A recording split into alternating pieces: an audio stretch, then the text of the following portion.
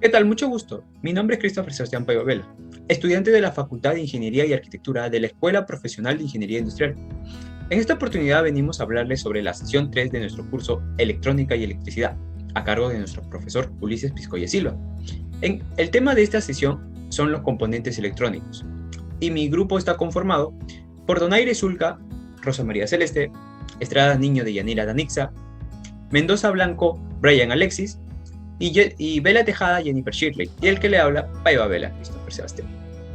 Bueno, en esta oportunidad también me tocó poder hablarles y comentarles sobre qué son los componentes electrónicos, su definición, una breve introducción a ellos y el cómo se clasifican estos componentes.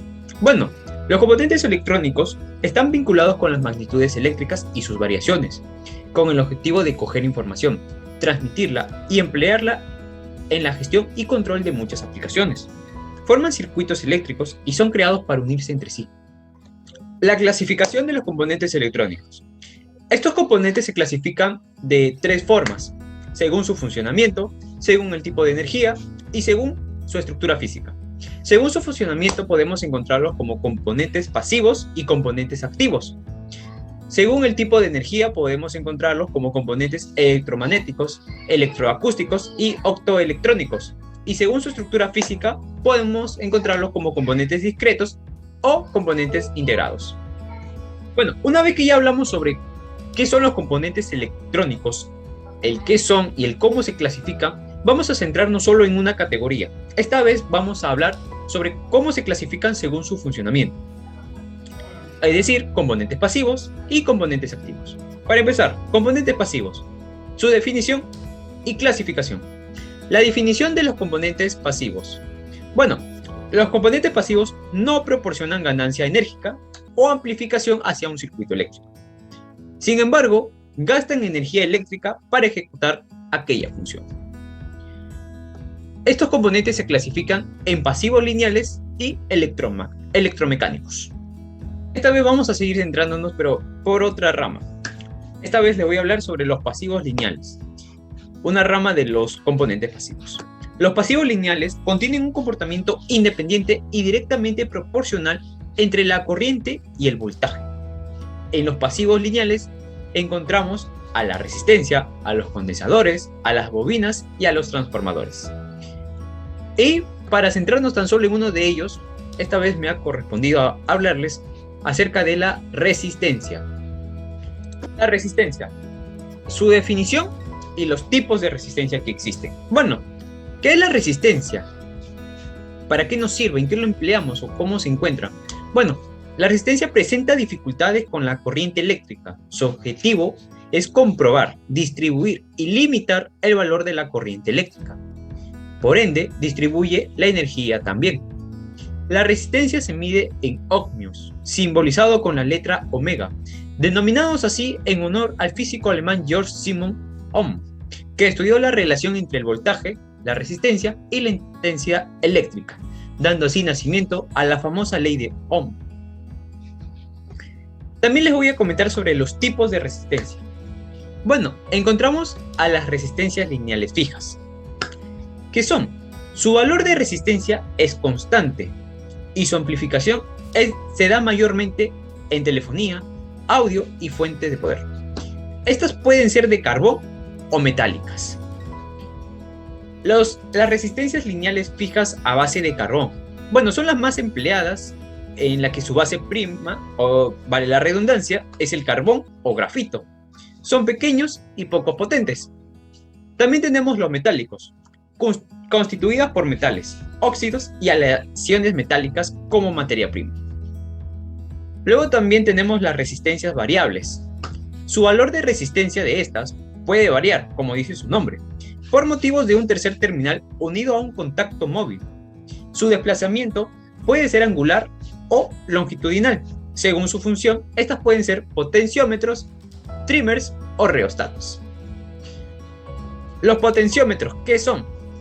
Se aplica cuando la variación de resistencia es efectuada desde el exterior. Estos pueden ser miniaturas de precisión y rotativos de carbón. Los potenciómetros miniatura.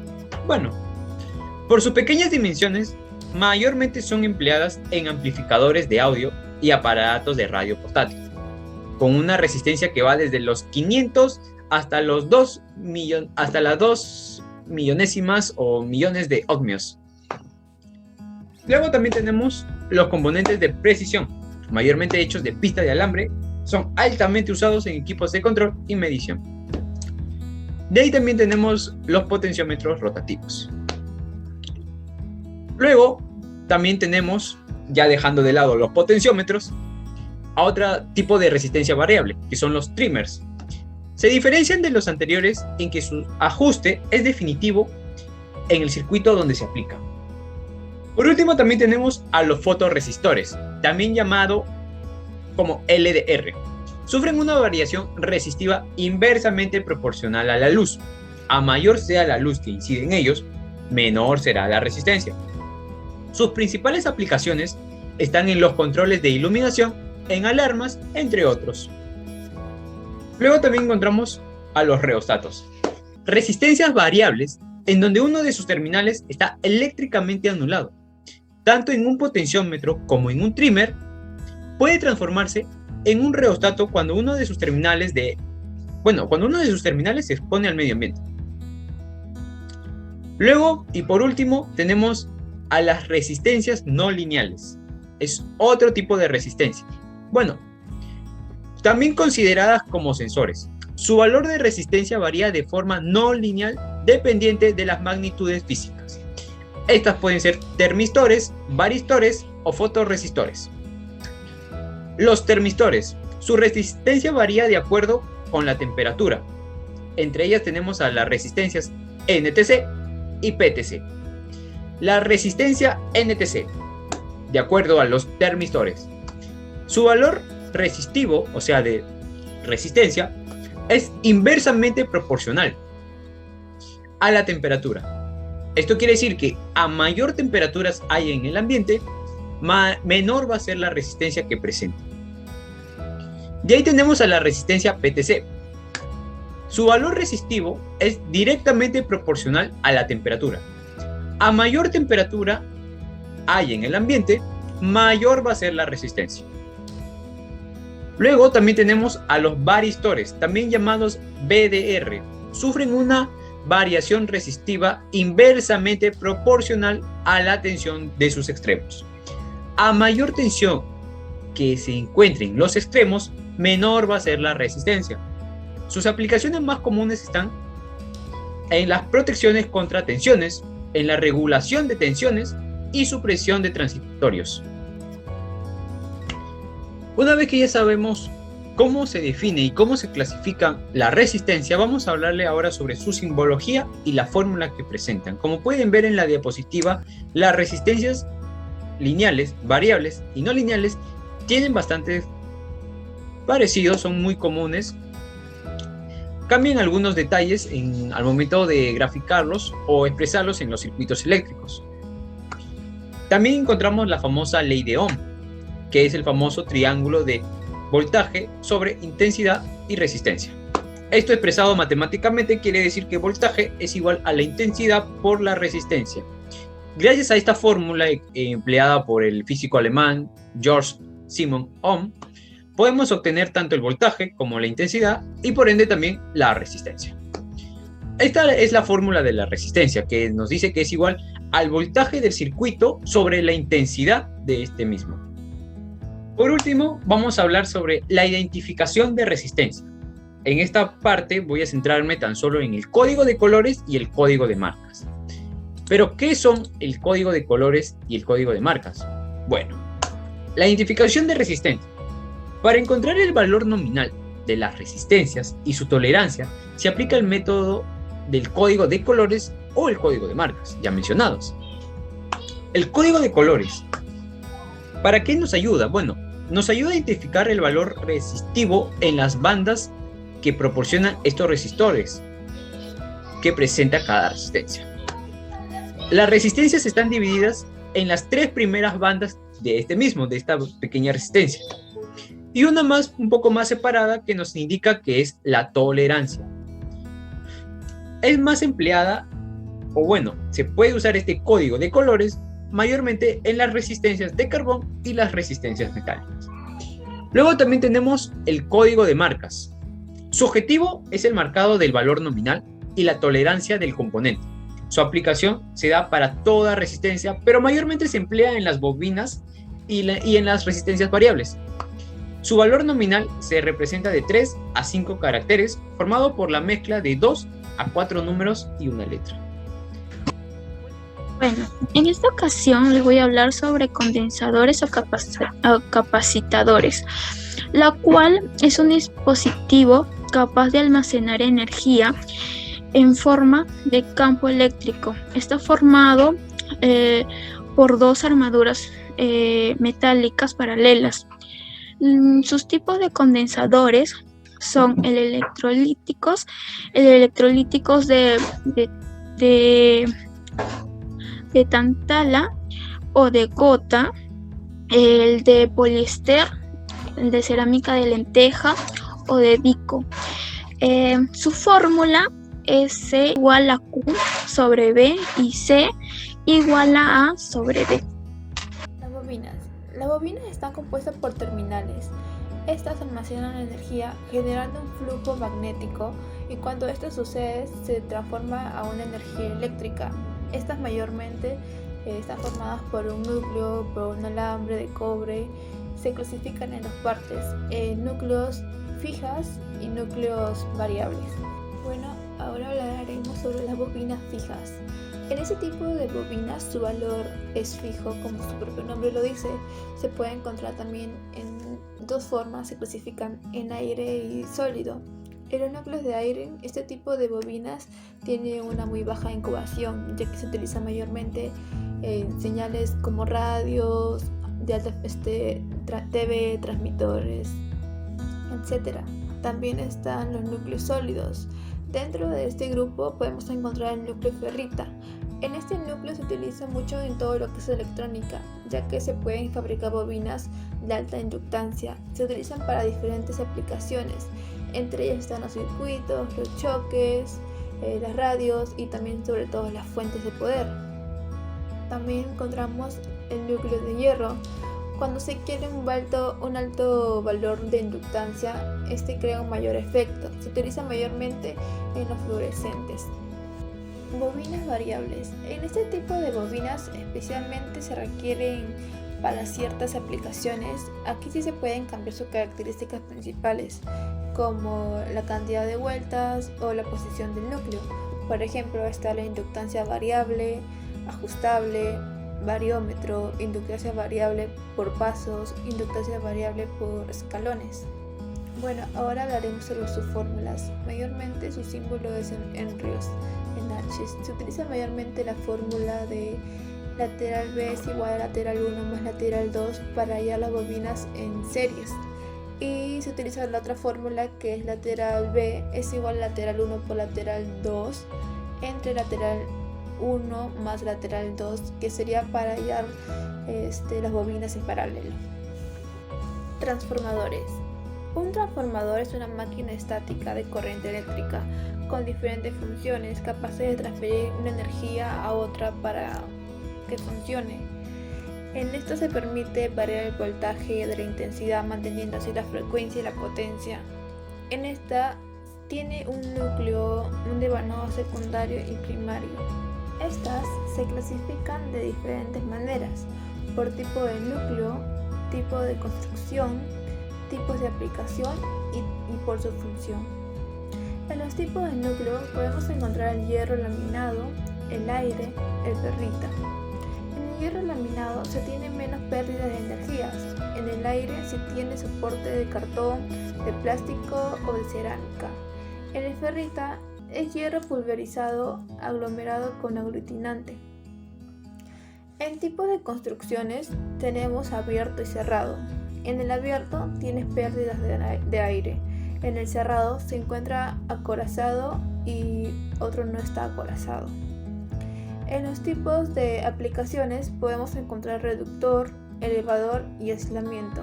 En el reductor su tensión es más baja que la primaria.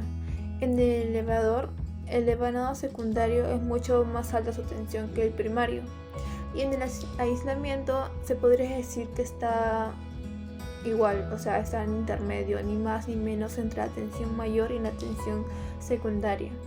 En cambio, por su función de alimentación, podemos encontrar de alimentación, de audiofrecuencia, de radiofrecuencia, de antena, de modulación. Ahora hablaremos sobre las fórmulas. Para hallar el número 2 de número de vueltas de primarias, el número 2 del número de vueltas secundarias, tenemos que hacer la tensión 1 entre la tensión 2 sería igual al número de espiras 1 entre el número de espiras 2 entre la corriente 2 entre la corriente 1. Así podríamos encontrar el número de vueltas de primaria y secundarias. A continuación voy a hablar sobre electromecánicos. Son los que combinan parte de eléctricas con mecánicos para conformar su mecanismo. Los cuales estos dispositivos son motores eléctricos y mecanismos. Se clasifican en decretos y integrados. Su fórmula es P igual a W sobre F igual a F por D sobre F igual a F igual a D. Para hablar de los componentes activos, en los semiconductores tenemos a los diodos, transistores, tiristores y circuitos integrados. Ahora empezaré hablando de los diodos. ¿Y qué es un diodo? Un diodo es un dispositivo semiconductor que permite el paso de corriente eléctrica en una dirección y la bloquea en la dirección opuesta. Está formado por dos cristales semiconductores, uno con escasez de electrones denominado P y el segundo con exceso de electrones llamado N. Esta unión de semiconductores se encapsula bajo formas distintas que dependen del fabricante y de la función a la que se destina. Existen diferentes tipos de diodos que pueden diferir en su aspecto físico, impurezas, uso de electrones y algunos que tienen características eléctricas particulares, usadas para una aplicación especial en un circuito. Estos son algunos de los diodos comúnmente utilizados: el diodo rectificador, el diodo Schottky, el diodo Zener, diodo varicap, el diodo PIN, el túnel, el LED y el fotodiodo. La ecuación del diodo o la fórmula de Shockley es un modelo teórico en corriente continua para el dispositivo y no incluye la región de ruptura.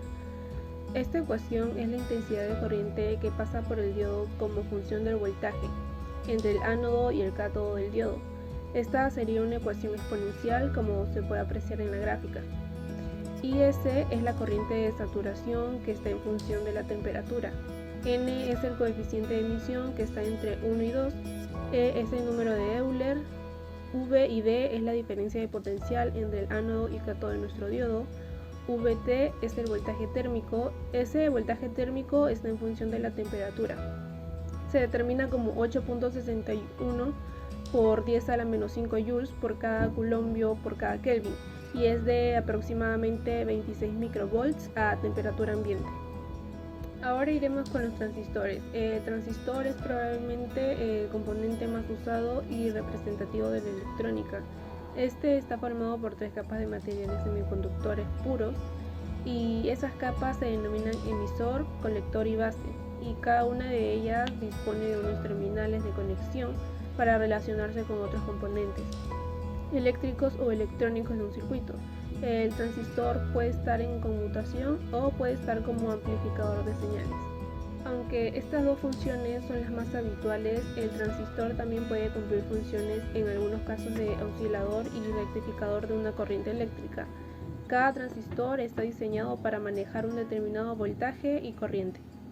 Existen dos tipos de transistores. El primero es el transistor del tipo NPN. Este transistor consta de 3 cristales semiconductores unidos entre sí, como sus siglas lo indican. El cristal positivo está rodeado por 2 cristales negativos. El cristal positivo en este tipo de transistor siempre es más pequeño con respecto a los otros dos. El segundo es el transistor de tipo PNP. Este transistor consta también de 3 cristales semiconductores. En este tipo de transistor ahora es el cristal negativo el que se encuentra rodeado por 2 cristales positivos. El cristal negativo es más pequeño a comparación de los otros dos. Configuración típica de transistor. Como les había mencionado, en un transistor tenemos 3 terminales, etiquetados como E, B y C. Esto significa emisor, base y colector. Normalmente con estos transistores de carcasa de resina con borde plano, la terminal de la izquierda es el emisor, que emite portadores. La del medio es la base, que modula el paso de dichos portadores, y la de la derecha es el colector, que es el que lo recibe o recolecta. Sin embargo, no todos los transistores utilizan esta configuración. Tiristores. El tiristor es una familia de componentes eléctricos constituido por elementos semiconductores que utiliza retroalimentación interna para producir una conmutación.